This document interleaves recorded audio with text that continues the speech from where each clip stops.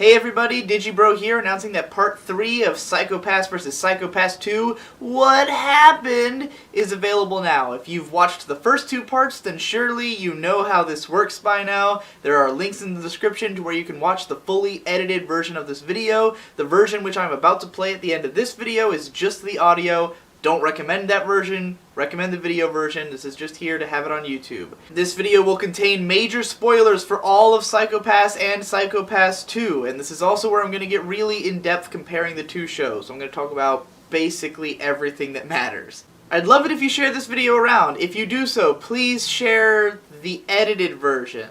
Last video someone shared the YouTube version on Reddit, and I was like, that's the boring one. Share the real one.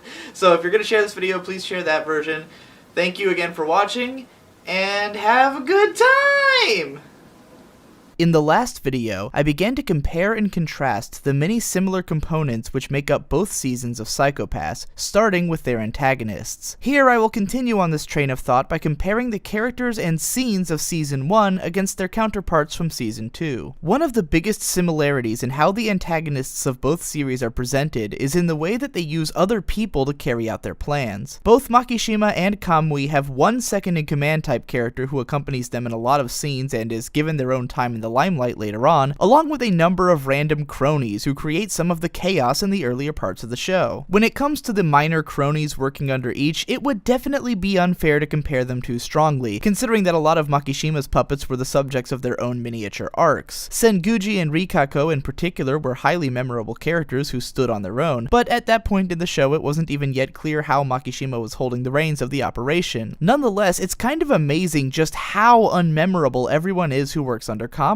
None of them are given any personality beyond the fact that all of them are fanatically devoted to Kamui because they think that he's made them pure. You could use any of these characters in any of the scenes that calls for a Kamui flunky, and it wouldn't make a bit of difference. Makishima's primary sidekick, Cho Gusong, is another highly aesthetic character with a personality and candor very similar to that of Makishima himself. He comes off as less of a broad concept guy and more of a technical wizard, which makes him a good complement for Makishima's skills, and he has his hands in a lot of the dirty work of getting Makishima's jobs done. Choei gets a fantastic scene to himself when he discovers the true nature of the Sibyl system and is laughing right into his grave at the realization. Kamui is paired with Mizue Shisui, an inspector whom he tortures and transforms into his crony after removing one of her eyes so that he can use her dominator. While the scene in which he transforms her is possibly among the most memorable of the entire season, what results is just another blind devotee who fights in the name of Kamui's glory. She is completely interchangeable with any of Kamui's other drones. In this instance, more than in any other, we can make the case that the followers of each villain were made to reflect that villain's thematic purpose. Whereas Makishima represents unwavering individuality, Kamui represents the collective. So it stands to reason that Makishima's followers would have more distinct personalities, whereas Kamui's would be more of a hive mind. It would be possible to attack this logic on the grounds that Kamui is meant to be a collective of different individual parts containing outliers which raise his Psycho-Pass level, but ultimately I don't have a big problem with the logic behind Kamui's horde. I simply think that it inevitably leads to a bunch of boring characters. Mizue is given almost as much screen time and focus as Choei was in the first season, but manages to be a completely uninteresting one-note character, whereas Choei was interesting enough to make me curious about him throughout. Moving away from the antagonistic side of the stories, let's have a look at the main character of both shows, and one of my all-time favorite anime characters, Tsunemori Akane. Throughout both seasons of Psycho-Pass, Akane is a character who is mostly swept up in the narrative surrounding her, and is more important for her symbolic purpose and for how she interacts with the other characters than for how her actions influence the storyline. Akane undergoes a very clear character arc over the course of the first season, and then inexplicably goes through the motions of the exact same character arc in the second season. I've already detailed in the first video of this analysis how Akane's main conflict is between knowing that the Sibyl system is important to society, but also feeling that its imperfections are too great, leading her to try and act as an additional safety net extending beyond what the system is capable of. In the first episode of Season 1, she talks a woman down until that woman's Psycho-Pass is clear enough to avoid lethal elimination. In the first episode of Season 2, she has adopted the mantra, 299, as her ideal system of not arresting anyone until she can talk them down below a crime coefficient reading of 300. Akane's course throughout the first season begins with disillusionment, followed by a long period of confusion and anxiousness, leading up to the moment when Makishima murders her friend right in front of her. From this moment onwards, Akane's already strong strong will becomes ironclad, and she takes on a tough-as-nails, no-nonsense persona with an unwillingness to back down from any challenge, even when it puts her at ends with the civil system. Akane is fearless and incorruptible, the paragon of what the law stands for and what society strives for. It only makes sense that having completed this transformation over the course of the first season, Akane will still be that kind of character in the second season, which is why it's confusing that said season then mimics the same story beats which drove Akane's development in the first season, only now without leading to any further character growth. In the first season, Akane was given the opportunity to shoot Makishima when her friend's life was on the line, but she couldn't bring herself to kill someone without the due process of law. This moment hardens her as a character, yet as the series goes along, she continues to hold to the belief that she shouldn't shoot anyone, and tries to stop Kogami from doing just that. In episode 6 of season 2, Akane once again has the villain at her mercy, but is unable to shoot him, and stops Togane from doing so either. This moment doesn't add anything to Akane's character. We already know that she'd never be willing to shoot someone in cold blood, even if it seemed like it might be the best course of action. When she and other characters reflect on the fact that she didn't shoot him, it comes across as very redundant. Around this point, we also discover that Togane is secretly on a mission to blacken Akane's psychopaths. This is something we already know to be virtually impossible, given all of the things which happened to her during the first season. Akane even makes remarks in episode 14 that her inability to be clouded is her only skill. In an effort to cause Akane as much stress as possible, Togane ends up murdering Akane's grandmother, and later rubs it in her face that it was him who did it. This accomplishes absolutely nothing. It's not surprising that this accomplishes nothing, given that Akane has already watched one of her best friends get killed right in front of her face as a direct result of her inaction, yet was still unwilling to kill Makishima, so the entire idea of Togane trying to cloud Akane's psychopaths is redundant. Moreover, what had made the scene wherein Akane's friend got murdered so effective was how it was up until that episode pretty unexpected. Akane's friends had shown up several times earlier in the show during scenes which were meant to break away from Akane's police work and focus on a more personal angle of her life. It was already a big surprise to see one of those friends getting wrapped up in Akane's work, much less to end up gruesomely murdered right in front of her. This scene was a watershed moment in the progression of the series, as it had Makishima taking center stage and outing himself as the big bad guy, while jump-starting Akane's growth into a more hardened and bitter character. Comparatively, the murder of Akane's grandma is as blatantly telegraphed as it is utterly pointless. Akane's grandma is randomly shoehorned into the story in episode 7 of season 2 when her hospital is ransacked for unrelated reasons and Akane rushes in to see if she's okay. Mind you that up until this point, Akane's grandma has only ever been mentioned 2 or 3 times in passing during other conversations, and is now suddenly being thrust into a scene on the flimsiest of pretexts. The first question on every viewer's mind when they see this is going to be, what's the relevance of Akane's grandma? Which is very quickly answered when Togane finds out about her in the next episode. By now, we are sure that Togane is going to kill her, so when the big reveal happens, it isn't the least bit surprising. This reveal does not change anything for anyone. You could have cut Akane's grandma out of the series entirely and it would not have made a single bit of difference. Towards the end of each season, Akane has a scene in which she's driving down the road, talking to the civil system through her Dominator and using its own logic against it to make it follow along with her plans. The first time that this happens, it's a badass sequence, as Akane begins to take some level of control away from the system and prove that she's an asset which the system can't afford to be without. In the second season, the exact same thing happens. Both shows end with the system determining that Akane is important and that it wants her to continue working for it, even though it has already had that realization at the end of season 1. The only new aspect of Akane's character presented in season 2 is how she's come into her own as a detective. Akane has internalized the lessons given to her by Kogami to the point that she uses the scent of his cigarettes and visualizes him speaking to her in order to help her to tap into the skills which he has taught her. While this does come off as kind of corny and unnecessary, it at least makes some degree of sense as an extension of her character, and it was nice at times to see her having fully developed her skills as a detective. Towards the end of the first season, one of the biggest reveals is that the Sybil system is secretly a network of human brains taken out of criminally asymptomatic people, under the logic that those exist outside of the normal bounds of society are the most capable of objectively judging those within it. In order to protect the idea that the Sybil system is always objectively correct, no one can possibly know about the system's true nature, nor the fact that the system is actually fallible, because it would shatter the illusion of perfect order. In season 2, Kamui is somehow privy to the true nature of the Sybil system, and confronts it with the idea that if it were to judge itself as a collective, then its psychopaths would exceed regulation value due to the moral crimes which it collectively commits. In response to this, the Sybil system then exterminates a bunch of the brains inside of itself, which are apparently temporarily causing its crime coefficient to go up, thereby stabilizing its Psycho-Pass back down to 0. Considering that the entire point of the Sybil system is that it is a collection of criminally asymptomatic personalities, it contradicts the logic of the first season to then suggest that the system is capable of detecting which brains are raising its collective crime coefficient. If every brain in the system is criminally asymptomatic, and if all of the brains can only make decisions by coming to a collective agreement, then how is it possible for just a few of these brains to somehow raise the system's collective crime coefficient? Throughout Season 2, the Sybil system's android avatar is controlled by the brain of Togane's mother. This brain has made Togane into one of Akane's enforcers, in spite of knowing full well that Togane is a dangerous psychopath who constantly tries to darken the psychopasses of the people around him, because he thinks that it helps to purify his mother. It has already been established at the end of the first season that the Sybil system considers Akane to be a valuable asset which it hopes to continue working with. So why would the system allow someone like Togane, who clearly doesn't fit in with its society, to become a partner to Akane? Togane does not do anything to help the system in any way, and even murders a citizen in cold blood in the process of trying to poison the Sybil system's champion. Back in Season 1, it was established that even when controlling the android avatar, every brain in the Sybil system has to consult with the network before making any decisions. The system only chooses a specific brain to inhabit the avatar when it feels that said brain's individual characteristics will allow it to better communicate with certain people. It doesn't make any sense that Togane's mother would be able to act in ways which contradict with the will of the system, nor does it make any sense for Togane's actions to fall in with the will of the system. It honestly feels to me like the writer of Psycho-Pass 2 did not understand how the Sybil system works. Now, let's have a look at each of the inspectors who works alongside Akane in the field. Season 1 pairs her up with the experienced, longtime enforcer Nobuchika Ginoza. From the very beginning, Ginoza's attitude is strict, overbearing, and highly duty-driven. Ginoza does not question the rulings of the Sybil system, and attempts to fulfill his duties as efficiently as possible, while carefully guarding his Psycho-Pass. He treats the enforcers as nothing more than hunting dogs, and disregards everything about how they do their work, believing that in order to maintain a clear Psycho-Pass, one should regard the opinions of those with criminal minds as irrelevant. As the series goes along, we find out that Ginoza's paranoia over mental self-preservation is the result of having watched both his father, Masaoka, and his former partner, Kogami, fall out of line with society and end up becoming enforcers. It makes perfect sense for Ginoza to see the actions of these characters as faulty and to doubt the worth of detective work, when it's been proven to him twice that those tendencies lead down the road to criminal activity. Ginoza's disdain for Akane's methods comes not only out of his faith in the Sybil system, but out of his fear that Akane might end up like his father or his former partner. Eventually, Ginoza finds himself confronted with evidence towards the Sybil system's failures, and the stress of trying to reconcile those failures against his desire to uphold the system slowly begins to cloud his Psycho-Pass. As Ginoza watches Akane continually manage to deepen her skills as a detective without her Psycho-Pass getting clouded, he is slowly humbled and forced to face the fact that he is incapable of performing his job as well as Akane is. In the end, after witnessing the death of his father, Ginoza's crime coefficient is finally pushed over the edge, and he ends up becoming an enforcer to replace his father Masaoka. With Ginoza now working as an enforcer, Akane is given a new partner at the end of the first season in the form of Mika Shimotsuki, a girl who was previously introduced as a high school student who lost one of her best friends to one of Makishima's criminals. Mika isn't given much of a personality in the first season, other than being worried about her friends and capable of some level of deductive reasoning, but even this little bit of characterization is contradicted by her characterization in the second season. Just like Ginoza in the first season, Mika follows along with the Sybil system's rules unquestioningly, and has a problem with the way that Akane does things. Unlike Ginoza, however, her reasons for feeling this way don't make any sense, if there are, in fact, any reasons for it at all. Even though Akane is Mika's senior officer, and shows time and time again that she's capable of achieving results with her methodology, while also being strongly respected by each of her enforcers and even approved in her actions by the Sybil system itself, Mika continually decides that everything Akane is doing is wrong. Even Yayoi, the one person who Mika respects, tries to convince her that Akane knows what she's doing, yet Mika spends the entire season blindly fighting against Akane, to the point where she even ends up partially responsible for the death of Akane's grandmother. Not only does Mika's personality make no sense whatsoever, but she doesn't accomplish anything in the course of the story. Ginoza was integral to facilitating Akane's growth over the course of the first season, while standing as a symbol for the way that the Sybil system operates, and even getting his own unique character arc. Mika's actions do not affect any change in the other characters, nor in the narrative, nor does she even have a character arc of her own. She starts off a blind devotee of the Sybil system and ends off the same way. Mika could easily have been cut from the story entirely with only the most minor changes to how certain certain events played out, and nothing would be different. Moreover, had she been given less focus, it would have opened up a lot more time to flesh out the more important characters, and to allow the story more breathing room. Each season of Psycho Pass places 4 enforcers under Akane's command. In Season 1, Masaoka largely serves as a level-headed conversation partner for Akane, as well as someone who can help to drive the development of Kogami and Ginoza thanks to his history with each of them. Masaoka gets his share of dramatic scenes, culminating with his death at the end of the first season, and his role is largely taken up by Ginoza from there on out. Ginoza doesn't really do much of anything in the second season, and that's okay. He's already completed his character arc over the course of the first season, so we already have a good understanding of what he's all about. Considering the already overstuffed storyline of the second season, it was probably a good idea to relegate Ginoza to the background. Likewise, Yayoi plays the same minor supporting role in the second season that she did in the first, without really adding anything to her character. Season 1 also gave us the outspoken and energetic Kagari, who stood out more as an aesthetic character than as an empathetic one, but nonetheless managed to get a dramatic scene with his death in episode 16. He is replaced by Sho Hinakawa in Season 2, who also is largely an aesthetic character, but with the opposite personality, being meek, quiet, and more knowledgeable about technology. Sho never gets any opportunities to shine dramatically, but thankfully doesn't get in the way, and wouldn't make a bad addition to the team if he intended to stick around in the long term. This leaves us with the most important enforcers from each series, Shinya Kogami and Sakuya Togane. While Kogami is referenced in the second season, each of these characters largely exists only within their own season, and is billed in a similar fashion. One could easily make the case that Kogami is the real main character of Psycho Pass Season 1. Not only is he the most personally and emotionally invested in the Makishima case, but his rivalry with Makishima is presented as the central conflict in the series. The cold opening shows them facing off for the first time, and their final battle marks the climax of the last episode. Makishima's effect on Kogami is the main driving force of his actions, while Kogami's desire to capture Makishima is what allows the team to stand against him. You could not have the Makishima case without Kogami, nor could Akane have made it very far as a character without his direct influence. He is possibly the most important character in the show in terms of driving the central narrative of the story. Not only does Kogami ooze with aesthetic coolness and get to deliver some of the most satisfying scenes in the show, but he is also an intelligent, interesting, and conflicted character. He constantly grapples with the duality between being a skilled critical thinker and an emotionally driven vengeance seeker, which leads him down a path to self-destruction, even as he manages to hand down his most important skills to the more level-headed Akane. Just as Makishima symbolizes anarchic free will, Kogami represents the will of emotion. He stands for the core desires which humanity pours into the construction of the law, as well as the faults that often come from judging others emotionally. His intentions are good, but his methodology does not necessarily represent what is best for the greater social welfare. If the Sibyl system represents perfect social logic, and Makishima represents anarchic individual logic, then Kogami represents human logic, a logic which is capable of understanding and appreciating the importance of social conduct, but is ultimately incapable of silencing its emotional reactions. As such, Kogami, like Makishima, manages to be not only a compelling and sympathetic character who drives the series' narrative, but also representative of the central themes of the story. Togane, meanwhile, is what I would describe as an anti-character. He exists less as one who believably and naturally fits into the series' narrative, and more as an idea around which the skeleton of a character has been built. The idea of Togane is that he's a guy who tries to corrupt people in the name of purifying the Sibyl system. This mentality is completely illogical, therefore the only rationale which can be given for it is that Togane is a psychopath. We are told that Togane is a psychopath because of the twisted experimentation which was performed on him as a child, but ultimately this backstory could have been used as an excuse for any kind of personality that the writers wanted him to have. There is no logical through line for why Togane's history would generate the exact person that he became. It only tells us that Togane is insane, and the result of his insanity just happens to be this kind of character. In the case of Makishima, it was the nebulous nature of his personality which led him down the path of creating anarchy. Makishima's goals were a logical result of his upbringing, and were non-specific enough that we could buy into his character. Kogami, meanwhile, had a very direct motivation, the murder of his former enforcer, which led him to the direct goal of wanting to kill Makishima. With both of these characters, we can clearly understand how the person that they were made to be reflected the actions which they took. With Togane, however, we are only shown the cause for him to lose his mind in a broad, vague sense, which results in a specific goal that doesn't directly relate to what made him that way. I'm not trying to say that Togane is a completely broken character because of this. Going crazy is such a nebulous concept that it's easy to justify pretty much any choices that a character makes as the result of losing their mind. However, I think that this makes for a much weaker character overall. With With both Makishima and Kogami, the logic behind their character progressions allowed them to be relatable and applicable personalities to whom we could reflect on the systems and concepts of our own reality. Togane is just some crazy guy. He's completely unrelatable and he doesn't stand for anything. In spite of being given a considerable amount of screen time, Togane receives startlingly little depth or development, and is gradually revealed to be completely incompetent over the course of the series. At first, he is built up as the next Kogami, as someone whose critical thinking skills and faith in Akane are a cut above the rest. However, once it's revealed that his true intention is to cloud Akane's Psycho-Pass, then this becomes the sole focus of his character. His continued attempts to do so, up to and including the murder of Akane's grandmother, result in no changes whatsoever to Akane's Psycho-Pass, rendering this entire subplot pointless. Like Kogami before him, Togane is put into conflict with Akane over his desire to murder the villain towards the end of the series, this time out of his desire to purify the Sibyl system. Again, there is no symbolic or emotional weight behind Togane's desire to kill Kamui, and Akane pretty much makes him look like a complete joke in the end. You could make the case that Togane affected the development of Mika, considering that he caused her to learn more about the Sibyl system and to facilitate the death of Akane's grandma, which has a clear detrimental effect on her psyche. However, Mika doesn't end up changing her outlook at all, and if anything just becomes even more of a Sibyl system devotee. Once again, if Togane had been completely written out of the story, then it would only take some minor alterations to how certain scenes played out to render him totally irrelevant. Between the amount of time wasted by both Togane and Mika in the name of trying to recreate the formula of the first season, we probably could have freed up 2 or 3 episodes for the sake of developing the central storyline in more depth and allowed for better pacing in the presentation. The biggest saving grace for the characterization of Psycho-Pass 2 is that it doesn't manage to ruin any of the important characters from the first season. Even though I've criticized the fact that Akane's character remains totally static across the series, it could have been much worse had the writers decided to do something to change her in a bad way. Kogami is thankfully spared from appearing in the series at all, and while the Sibyl system is handled in an illogical fashion, it ultimately ends the series in pretty much the same state that it began. It is for this reason alone that I feel Psycho-Pass can continue as a franchise with the same characters, and the second season can essentially be skipped over completely. With the status quo largely unchanged by the second season, and the original staff returning to work on the feature film, there's not much reason to let the failures of the second season cloud our expectations. However, there is one minor character who I do think got significantly watered down by the second season, and that's the psychologist Joji Saiga. In season 1, this character was used sparingly and was presented almost as a mythical figure whose intelligence, worldliness, and profiling abilities were beyond what anyone else in this world is capable of. His gimmick was that he could tell all sorts of things about a character's background and state of mind just by watching them, and liked to relay these things back to the person in kind. It was also suggested that most people were unable to learn his techniques without raising their crime coefficient, which has caused him to live as a hermit outside of the city. Joji returns in season 2, having been locked in a mental health facility after turning himself in at the end of the first season, and is approached by Akane for help with the Kamui case. Had this been the same Joji from the first season, then he would have instantly started figuring out the nature of what Akane wanted from him just by the way that she carried herself. Instead, Akane pretty much explains everything to him outright without him deducing anything on his own. Over the course of the season, Joji gets to talk to a number of the people who work with Kamui, but is mostly just shown asking them questions rather than figuring things out about them deductively. Ultimately, it doesn't seem like he says or does anything which Akane or Shion couldn't have done themselves, and was mostly brought in so that there'd be someone we know to be smart interrogating Kamui's supporters while Akane is out doing the footwork. This isn't to say that Joji's character was necessarily ruined in the second season, but I do feel that he was criminally underutilized. I like the idea of bringing him back, especially knowing that Akane is willing to bend some of the Sibyl system's rules in order to solve her cases, and I think that he would have made a valuable asset to the team with his unique skills. However, he ultimately isn't given much room to do anything unique or interesting, and only receives a faint hint of an arc which doesn't manage to go anywhere. Beyond the characters and overall narrative structure of the series, Psycho-Pass 2 also cribs a number of big set pieces from the first season, while handling them about as senselessly as it does anything else. In season 1, on Akane's very first assignment, we witness how victims can become targets for enforcement action because of the stress of a dangerous situation, and it becomes Akane's mission from the very beginning to prevent this from happening again. The fact that inspectors and enforcers will use unquestioning lethal force on otherwise innocent civilians is one of the most basic things that we know about them. It is for this reason, and because we only see the Dominator's lethal eliminator mode used once every few episodes, that it manages to be horrifying and sad every time someone gets shot by the Dominator. In episode 4 of season 2, a bunch of people are held hostage by a madman who is unable to be enforced thanks to Kamui's effect on his Psycho-Pass. At the end of the episode, as the victims run out of the building, they are mowed down en masse mass by enforcers and inspectors waiting outside, while the criminal gets away free. Not only have we already experienced the dramatic irony of innocent victims being the target for enforcement action, but the idea of the criminal getting away just because the Dominator can't shoot them, even though they are clearly the perpetrator of a crime, was used both in Makishima's scene with Akane and as a major plot event in the midsection of Season 1. This time, however, the violence becomes so overblown and ridiculous that it borders on being comical and completely cheapens the impact of people getting blown up by Dominators for the rest of the series. Midway through the first season, Makishima distributes a bunch of helmets which allow the users to mask their psychopaths behind the psychopaths of nearby citizens. Because this society is so incapable of dealing with stressful situations, and because the police force is ill-equipped to fight against opponents on the basis of anything other than their crime coefficient, the use of these helmets creates mass chaos and a widespread psychohazard, which turns the entire city on its head. In this way, Makishima is exploiting the weaknesses of the system while presenting the ironies behind its construction, all while generating enough chaos that his team can break into the MWPSB building and discover the true nature of the Sybil system. In episodes 5 and 6 of Season 2, Kamui also exploits the system in an ironic fashion in order to accomplish his goals, while generating a massive psychohazard in the process. In his case, his team hacks into a bunch of military mecha drones and feeds their operational controls into a popular tablet game, which, unbeknownst to the players, gives them the goal of using the robots to mow down inspectors and enforcers while Kamui collects their Dominators. There are no shortage of problems with the way that this plan is presented, which I will be diving into at a later point in this analysis, but for now, let's focus on why this idea fails thematically. First of all, it's never even been established that this level of military force exists in this world, and we are given no indication as to what kind of relationship there is between the military and the civil system. There doesn't seem to be any necessary reason for the drone controls to have been fed through a popular video game instead of simply being controlled by Kamui's teammates, except that it makes for a dramatic irony which only the viewers get to experience. Because the players are unaware of the game's violent true nature, their psychopaths are protected. This is meant to feed into the theme that a group of people can commit a criminal act without any one person being marked as a criminal. However, even if the system judged them as a collective, then there would be no reason for the psychopaths to present a dangerous reading, because not one of them would show any signs of criminal intent. If anything, this scene only serves to emphasize how confusing the idea behind Kamui's message really is. Ultimately, this convoluted plot only amounts to a means through which Kamui can lure a large number of enforcers and inspectors into one place, murder them, and take their Dominators. It doesn't turn the system on its head, nor expose any unique underlying irony, but is the excuse for a gigantic action set piece in which lots of background characters get gruesomely murdered. Likewise, towards the end of the series, Kamui's forces end up fighting a gigantic battle against a team of enforcers and inspectors, which serves no narrative purpose whatsoever. It is nothing more than an excuse to show an extreme amount of gruesome violence during the final episodes in a way that feels totally unnecessary. Whereas the first season had used its big action set piece as a high point in the violence and chaotic tension of the series before slowing down into a more up-close and personal final confrontation, Psycho-Pass 2 continually cuts back and forth between its more personal and more chaotic final confrontations in a way that makes everything feel like one big ridiculous mess. At this point, I've broken down the majority of the ways in which Psycho-Pass 2 attempts to copy the structure of its predecessor and explained how it manages to fail at every turn. However, just as a lot of what made the first season great came through in the details of its presentation, a lot of what makes the second season suck is present in the details as well. Join me in the next video as I take a microscope to the second season and dive deep into its failures. And as always, if you enjoy these videos, consider supporting me via Patreon or PayPal or by sharing my videos around. I'll see you in the next one.